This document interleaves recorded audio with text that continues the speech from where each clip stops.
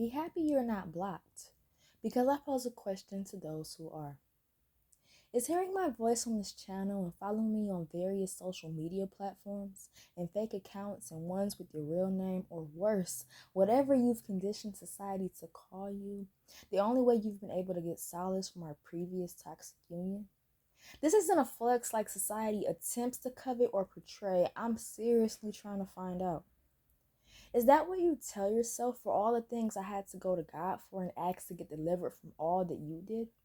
Is it safe to say that somehow you became a person who sees me, aside from the fallout, knew me from my humble beginnings and actually likes what I do and sees the potential for growth? Is it safe to say you are still using me to cope? What brings you back? What brings you here? How many people did you track to get my number, or have you always had it?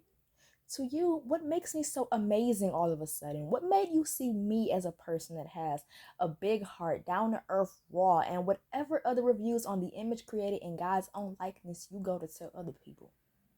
Because I know word of mouth is for people too. And if our past items we used to communicate could talk, they'd have a little more truth on their lips than we'd like to be shared. I think that's why our brains hold only so many pieces of memory. What makes this statement?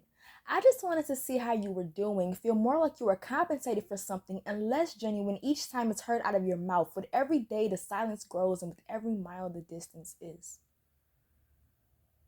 Why couldn't you be that real when you had me? How do you fumble a person that wasn't yours? How do you fumble a person that should mean something special to you? How do you fumble a person that only went to work and came home? How do you cheat yourself out of a blessing to be cared for the way you cannot find with anyone else? Because if you are being honest, you've had that same person on your mind come to the surface, and you can't count the number of times in each scenario you've contemplated deleting their number for good, coming to find me, or starting over once you've healed.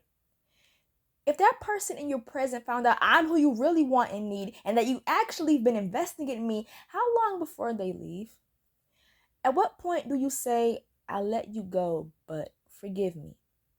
At what point do you do this without apologizing? Is it when you give me back to God with my heart in pieces only He can fix? Is it when He looks at the mess and restores what you've allowed the devil to take from you? When He gives you what you've lost? Or is it when we both look in the mirror and come to this conclusion ourselves? Because I hope you didn't think this was about you alone. The old me still thinks they have permission to sit at the table, and maybe that could have been possible in a different season. And maybe in some respects they sit on the outside looking in, aware that this too can be them once they've taken inventory over their life and applied themselves.